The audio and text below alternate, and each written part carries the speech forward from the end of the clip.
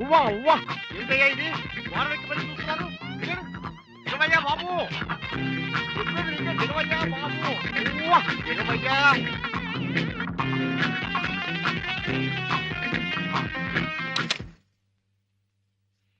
10 మంది వచ్చిపోయే ఇంట్లో ఏమిటి డాన్సులు? ఏ తప్పే ఉంది? We are in good mood, so we are celebrating. What's wrong in it?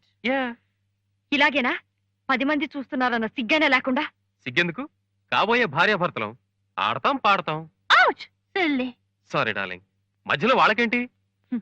వాళ్ళకి కాదయ్యా, నీ యోగక్షేమాలు చూడవలసిన మీ అన్నయ్యకి నాకు. వైజాగ్ లో ప్రోగ్రాం చేయడానికి ఒప్పుకున్నారు కదా, దాని గురించి అక్కర ఏమైనా ఉందా మీకు? మీరిక్కడికి ఎందుకు వచ్చారో మర్చిపోయి ఇలా ఇష్టం వచ్చినట్టు తిరుగుతున్నారని తెలిస్తే మావయ్య గారు ఎంత బాధపడతారో ఆలోచించారా? ఆయన బాధపడతారని పనికి మాలిన సంగీతాన్ని పట్టుకుని పాకులాడమంటావా? పిచ్చి పిచ్చి ఫోటోల్లో శరీరాన్ని అర్ధనగ్నంగా ప్రదర్శించడానికి పనికొచ్చిన సంగీతం జీవితానికి పనికిరాదా? అంత పనికొస్తుందని నమ్మకం ఉంటే అన్నయ్య నా పాంచాలి గారిని పట్టుకుని పాకులాడకుండా సంగీతాన్ని నమ్ముకుని బతకమని చెప్పు. రా దివ్య. బాయ్. తీసుకో, ఇది షాంపెన్. ఆఫ్టర్ ఆల్ ఆడవాళ్ళు తీసుకున్న లైట్ డ్రింక్. నీ పాతివృత్యం ఏం చెడిపోదులే.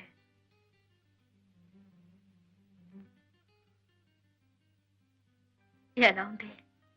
స్వర్గానికి ఎన్ని మైళ్ళ దూరంలో ఉన్నావు? మన ఇద్దరికి ఉన్నంత దూరంలో. అసలు ఉండవలసిన దూరంలో ఉంటే ఈ పాటికి నిన్ను టాప్ మ్యూజిషియన్ చేసి ఉండేదాన్ని. ఇప్పటికీ మించిపోయింది ఏం లేదు. ఈ దీపం ఉండగానే ఇల్లు చక్కబెట్టుకో.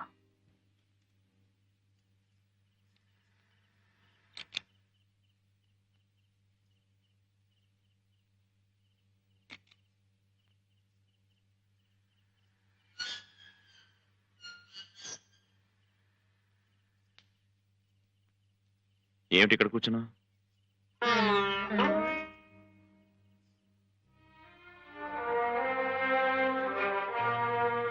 ఎల్లుండి 10వ తారీఖు.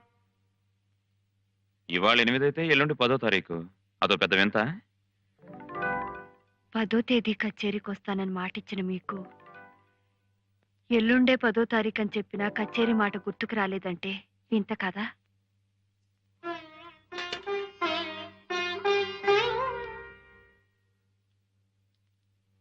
చూడు, నేను భోంచేసి వచ్చాను, నాకు వడ్డించొద్దు.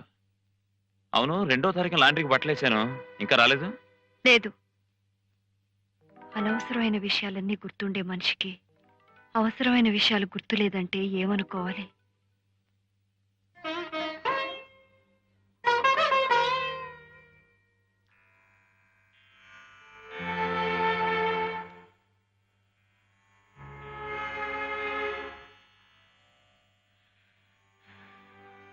నీ పిచ్చి గాని అప్పుడే సగం నిద్ర పట్టిన ఆయనకి పిడుగులు పడితే మాత్రం వినిపిస్తుందా?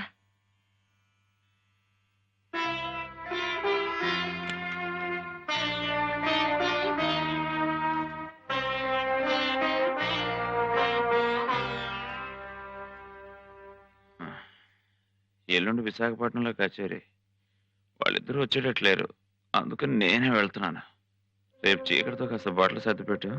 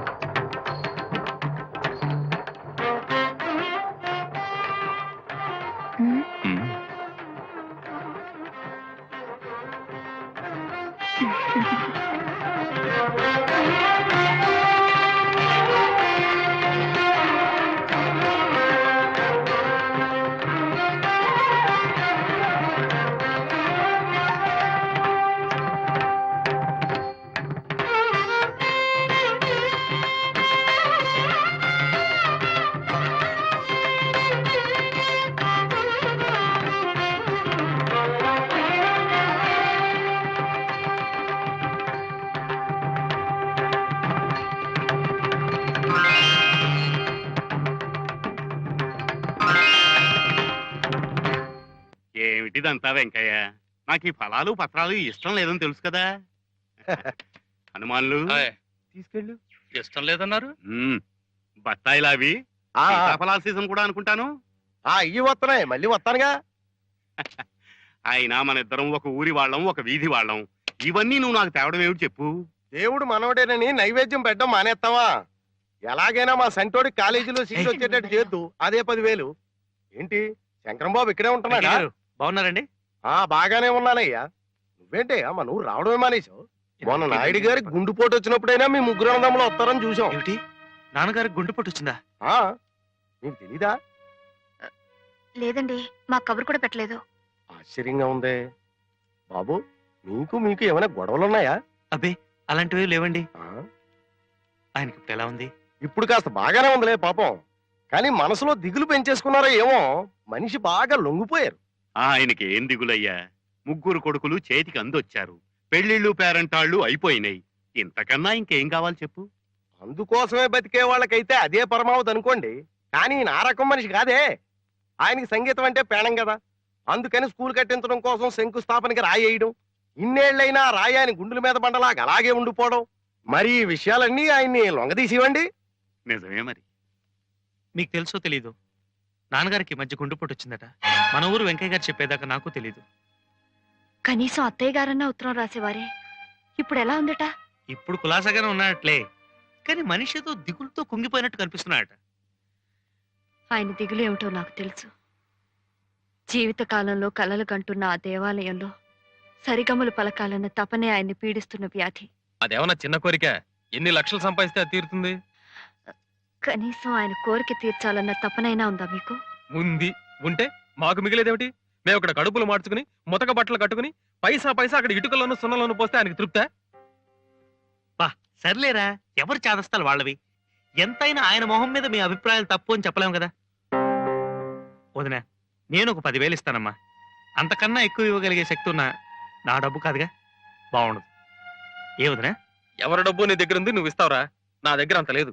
నేనే 2,000 3,000 కన్నా ఇవ్వలేను. ఎంతో అంత ఆయన తృప్తి కోసమే కదా. వదినా, వీలుంటే అన్నయ్యను కలిసి అన్ని వివరాలు నేనే మాట్లాడతాను అనుకో. కానీ వెళ్లే ముందే ముగ్గురు ఇక్కడే ఇంత డబ్బు ఖరారు చేసుకుని వెళ్ళొద్దాం. మళ్ళీ ఏదో ముంచుకొచ్చేలోగా వెళ్ళొచ్చేస్తే ఆ పని కాస్త అయిపోతుంది కదా. ఏ వదినా? ఎరా మురళి, సరే. వెళ్ళొస్తాం వదినా. ఆరోగ్యం జాగ్రత్త వదినా. అవ్వా పెద్ద ఆయన రుణం తీర్చుకునే పద్ధతేనా అమ్మా ఇది?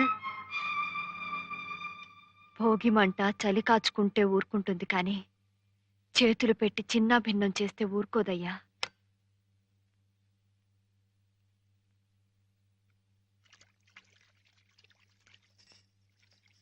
శంకరం మీతో ఏం మాట్లాడలేదా? నాన్నగారికి ఈ మధ్య ఆరోగ్యం బాగోలేదన్న విషయం గురించేగా. అదే, మరి మీరేం చేయాలనుకుంటున్నారు? చేసేదేముంది, వాళ్ళిద్దరితో పాటే మనమును. మన వీళ్ళని బట్టి మనం కూడా కొంత తీసుకెళ్ళాలి. ఆయన కేవలం మీ ముగ్గురిచ్చే చందాల గురించే బాధపడుతున్నారనా? ఇవి చందాలని ఎవరన్నారు? మాకు తోచింది మేము ఇవ్వగలిగింది ఇస్తామే గానీ బ్యాంకులు దోచి గుమ్మరించలేంగా. మీరు ఆయన దగ్గర పెరిగారు, ఆయన మనసు మంచితనం చవి చూశారు. సంగీతం కోసం తన ఆస్తి కరిగిపోయినా వీసమెత్తైనా చెలించని మనిషికి ఈనాడు మీ చందా డబ్బు చేరలేదని గుండెపోటు వచ్చిందంటారా? మాట్లాడితే చందాలు అంటారేమిటి? ఆయనకు అలా అనిపించకపోయినా నువ్వే పెడర్థాలు కల్పించి ఆయన మనసు పాడు చేసేట్టున్నావు. అసలు డబ్బు గురించి కాకపోతే మరెందుకు ఆయన దిగులు? మేమే తిట్టామా తిమ్మామా? ఇక్కడికి వస్తానంటే వద్దున్నావా? ఉంటానంటే కాదన్నావా? నిజమే, ముగ్గురు దగ్గర 4 నెలల చొప్పున గడుపుతూ వచ్చిన ఆయనకి సంవత్సరం గడిచిపోతుంది. పోన్లేండి, ఆయన అక్కడ ఒంటరిగా ఎలాంటి మనశ్శాంతిని కోరుకుంటున్నారో. ఇంతకీ మీ వాటా ఎంత ఇవ్వాలనుకుంటున్నారు? ఏదో ఇస్తాను, కాకపోతే చస్తాను. ప్రతిదీ నీకు చెప్పాడవలా? కష్టాలు వచ్చినప్పుడు పాలు పంచుకుని పరిష్కారం వెతకడం లేదు. ఇంటికి రాకపోతే రాలేదని ఏడుపు, వస్తే వచ్చిన దగ్గర నుంచి మనిషిని కుళ్ళబొడిచి.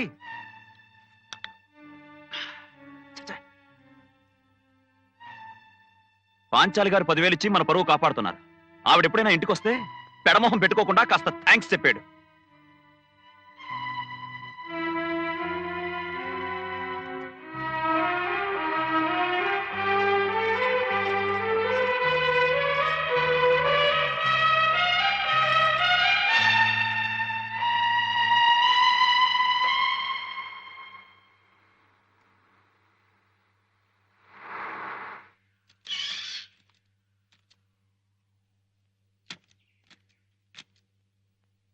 తిరుగుతుంది నాన్నగారేనా? ఆయనే శుభ్రంగానే తిరుగుతున్నారే. నువ్వు చెప్పిన దాన్ని బట్టి చూపులు కూడా తక్కువ అనుకున్నాను. నేను వినదేగా. ఎరా పరిస్థితి చూస్తుంటే వెంకయ్య చెప్పినంత బ్యాడ్గా లేదు. ఏం బ్యాడో గుడ్డో ముందు మన దుంప తెగింది. రండి బాబు రండి. బాగున్నారా బాబు? నీ ఒంట్లో బాగుంటుందా తాత? బాగానే ఉందమ్మా. నువ్వెలా ఉన్నావు? నాన్నగారికి ఏదో హార్ట్ అటాక్ అన్నారే, చూస్తే బాగానే ఉన్నట్టున్నారు. సంగీత భారతి కట్టడం లేట్ అయితే మళ్ళీ సెకండ్ స్ట్రోక్ వచ్చేస్తుంది. ఏంటి బాబు? ఏం లేదు తాత. ఏం నాన్నగారు, మీ ఒంట్లో ఇప్పుడు కులాసగా ఉంటుందా? పర్వాలేదు. మీ గుండెపోటు వచ్చినట్టు వెంకయ్య వచ్చి చెప్పేదాకా మాకు తెలియలేదు. మేమంతా కంగారు పడిపోయాం కూడా. ఎరానే మావయ్య మందులు తీసుకుంటున్నారా? తీసుకుంటున్నానమ్మా. నువ్వు కులాసగా ఉంటున్నావమ్మా. లలిత, సీత. ఏ అత్తయ్య బాగున్నారా? బాగున్నానమ్మా. ఏమండి సీత, ఆ, లోపల తీసుకెళ్ళి. రండరా లోపలికి రండి.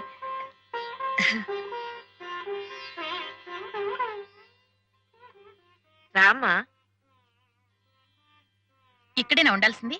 ఎలాగో సర్దుకోమ్మా. ఓకే. మావయ్య గారికి ఇంత జబ్బు చేస్తే కనీసం కబురైన పంపారు కాదే అత్తయ్య? ఆయనే రాయొద్దన్నారమ్మా, మీ పనులు ఎందుకు చెడగొట్టడం అని.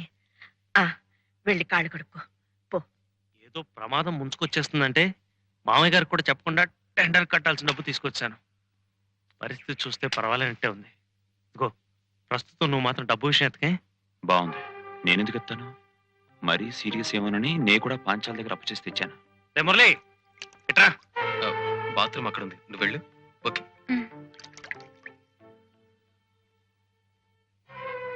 వీలైనప్పుడు ఎప్పుడో కొంత అమౌంట్ పంపిద్దాం కానీ ఇప్పుడు మాత్రం డబ్బు విషయం నువ్వు మాట్లాడుకో. నేనెందుకు మాట్లాడతానరా? ఈ మాత్రం డబ్బు తెచ్చినందుకే దివ్యకి నాకు చాలా గొడవైంది. ఏదో నలుగురితో పాటు నారాయణ మేము వచ్చాం అంతే.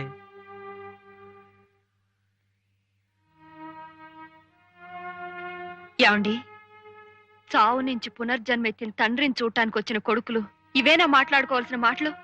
ఇప్పుడు ఏమైందని? ఏం తప్పు మాట్లాడామని? ఎంతసేపు డబ్బు గురించే మీ మాటలు ఆలోచనలు తప్పించి ఆయన్ని తీసుకొచ్చి దగ్గరుంచుకోవాలనో మంచి వైద్యం ఇప్పించాలనో ఒక్కళ్ళైనా ఆలోచించారా? ఆయనే మొండితనంతో ఇక్కడ కూర్చున్నాడు కానీ మా దగ్గర తలో రెండల్లో ఉండొచ్చని మేము ఎప్పుడో చెప్పాం కదా. ఆయన వస్తే కాదన్నావా? మిమ్మల్ని ఆయన కష్టపడి పెంచింది ఇలా పంచుకుంటారని కాదు. నువ్వే నాకు నీతులు చెప్పక్కర్లేదు. మనం తెచ్చిన డబ్బు సంగతి కూడా నువ్వే వాళ్ళ దగ్గర ఎత్తక్కర్లేదు. అంటే ఆ డబ్బు తీసుకెళ్లిపోవటానికే నిర్ణయించుకున్నారా? ఇప్పుడు డబ్బు తీసుకెళ్లి ఆయన గారి చేతుల్లో పెడితే ఓపిగ్గా ఉన్నాడు కాబట్టి పని ప్రారంభించి ఇంకాతా అంటే ఎక్కడి నుంచి తెచ్చేది, ఎలా చచ్చేది? అంటే ఆయన కన్ను మూసేలా ఉంటే కళ్ళ ముందు ఈ డబ్బు ఇలా కదిలించిపోవాలని తెచ్చారా? ఇక్కడికి రాగానే నీకు మాటలు పెరిగిపోతున్నాయే. నోరు మూసుకుని పడుండు. ఇంతకాలం నోరు మూసుకునే పడున్నాను. మీరు తాగి తందనాలాడినా నేను నోరెత్తలేదు. మీరెవరితో తిరుగుతున్నా నేను అడ్డుపడ్డానా? లేదే. కానీ ఏ మహానుభావుడు వల్ల మనం ఇంత వాళ్ళం అయ్యామో, ఏ దేవుడు వల్ల మనం దంపతులు అయ్యామో ఆయన అవమానిస్తే నేను సహించలేను. సహించక ఏం చేస్తావే? ఏం చేస్తావు? పెళ్ళాన్ని హింసించేవాడినైనా క్షమించగలను గాని తల్లి తండ్రిని దూషించేవాడిని నేను భరించలేను. ఏమిటి బాబు ఇది? ఇలాంటి సమయంలో చేసుకుంటావా?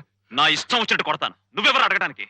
నారాయణ, ఆ పిల్లకు తల్లి, తండ్రి, దైవం అన్నీనరా. రంగయ్య, వాళ్ళ ముగ్గురిని బయటికంటే. ఏమండి ఆవేశపడకండి. పాపం వాళ్ళు ఎంతో దూరం నుంచి మనల్ని చూడాలని వచ్చారు. మనల్ని చూడడానికి వచ్చిన వాళ్ళైతే పెద్దల ఏడల బాధ్యత గుర్తు చేసిన ఆ పిల్ల మీద చేసుకుంటాడా? మా బాధ్యతలు మేము ఏం నిర్వర్తించలేదని ఇప్పుడు ఆవిడ కొత్తగా చెప్పాల్సి వచ్చింది. మీకు జబ్బు చేసిందంటే మేము బాధపడ్డాం కూడా. సంగీత భారతి చూడకుండా ఎక్కడ చచ్చిపోతాడో అన్న భయంతో కనీసం ప్రారంభమైనా చేయొచ్చని అప్పు చేసి డబ్బు తీసుకొచ్చాం. ఇంత బాధ్యతలు బరువులు మేము మోస్తుంటే మమ్మల్ని ఆ పనివాడు చేతి కట్టిస్తారా? ప్రేమతో భక్తితో చేయాల్సిన పని అది ఒక బాధ్యత, బరువు అని మీరు ఎప్పుడనుకున్నారు? అప్పుడే మీ సంస్కారం ఏమిటో తెలిసిపోయింది. ఏ సంగీతాన్ని నా ప్రాణమని నమ్మాను, ఏ సంగీతానికి ఇక్కడ ప్రాణప్రతిష్ఠ జరగాలని ఆశించాను, అది మీలాంటి వాళ్ళ వల్ల జరిగితే అది నా సమాధి అవుతుందే గాని సంగీతానికి దేవాలయం కాలేదు. సంగీత భారతి అంటే కర్రబలలు, కట్టడాలు అని నేను ఏనాడు అనుకోలేదు. అలా అనుకుంటే ఆ పని నేను ఏనాడు చేసి ఉండేవాడిని. నేను ఎదురు చూసింది డబ్బు పుచ్చుకుని బోధించే అధ్యాపకుల్ని కాదు. మీరు ఆ నాదబ్రహ్మల పవిత్ర ఆశయాన్ని మనసా వాచా నమ్మి దైవదత్తమైన ఆ కళను పూజించే కళారాధకులవుతారనుకున్నాను. అదే నా పొరపాటు. సంగీతానికి తిలోదకాలిచ్చి సారా వ్యాపారమే సర్వస్వమని నమ్ముకున్న ఒకడు, లక్ష్మీదేవి లాంటి భార్య ఉండగా మరో ఆడదాని ఆశ్రయంలో బతుకుతున్న ఒకడు, మన సంస్కారాన్ని సాంప్రదాయాన్ని మర్చిపోయి ఎండమావుల వెంట పరిగెత్తే ఒకడు. మీ ముగ్గురికి ఆ డబ్బు ఒక్కటే ఆత్మబంధం. సంగీతం మీద నమ్మకం చచ్చిపోయి బతుకుతున్న మీకు మేము చచ్చిన వాళ్ళమే. మీ దారిని మీరు బతకండి, వెళ్ళండి. వయసు అయిపోయిన ఆయనకే ఎంత అభిమానం ఉంటే వయసులో ఉన్న మనకెంత అభిమానం ఉండాలి? పదరా.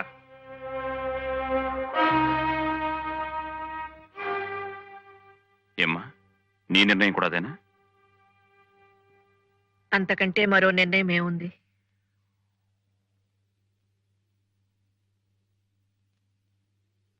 ఇంకా ఇక్కడ నిలబడ్డావేంటి? పద. ఎక్కడికి? ఎక్కడికేంటి? మన ఇంటికి. అది మన ఇల్లు, ఇది మీ ఇల్లు కాదు. మీకు పునర్జన్మిచ్చిన ఈ ఇల్లు మీది కాదని మీరు అనుకుంటే ఇక ఆ ఇల్లు నాది కాలేదు. అంతేనా?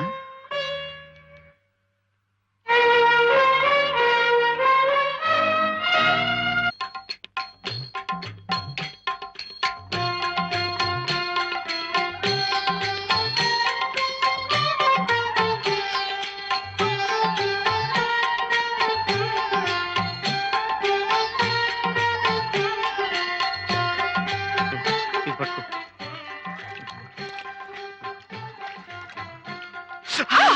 చలే. ఏమిటండి మీరు? ఉండు, ఉండు. ఇలా సరే లేదేం లేదు. ఇలా నెత్తి మీద నీళ్ళు చల్లుకుని అలా గుళ్ళోకి వెళ్ళొచ్చేద్దాం. పనికొస్తుంది. ఉండండి. ఉండు. చూడండి, భోజనానికి వెళ్ళి 2 మెతుకులు నోట్లో వేసుకొని చేతులు కడుక్కోవడం కాదు. కడుపు నిండాలన్నా, కడుపు పండాలన్నా కాస్త నిష్టగా ఉండాలండి. అవును బాబు, చెమ్ముతో పోసుకోండి. చంపుతా. హనుమాన్లా చంపిలావు. మీరు ఉండండి. ఉండు. కూర్చోండి ముందు. వద్దు. కూర్చోండి. వద్దు. అమ్మో. అమ్మో. మీరు ముందు పోసుకోండి. ఏమిటండి?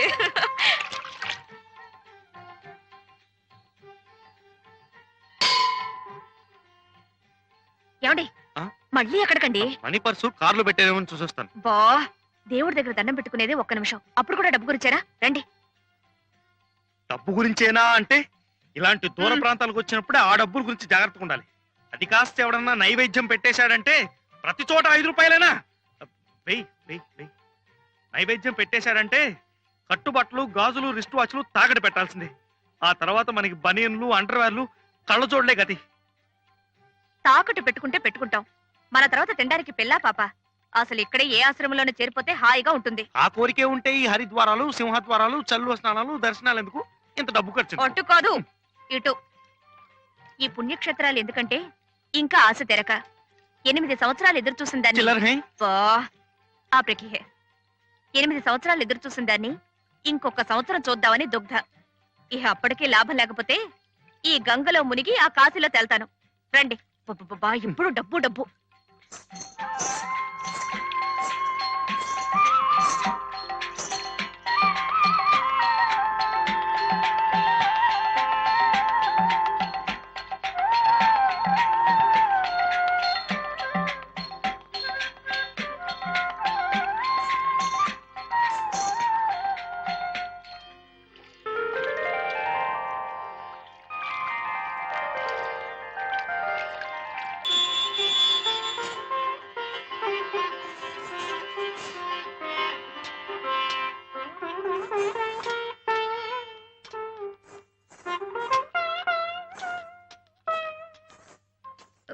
ఎక్కడికండి?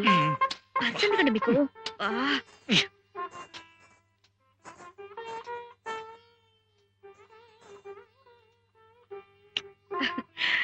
आप बहुत अच्छा डांस किया। आपका नाम क्या है? శ్రీనివాస్ అండి. అమ్మా తెలుగే? చీ చీ చీ చీ.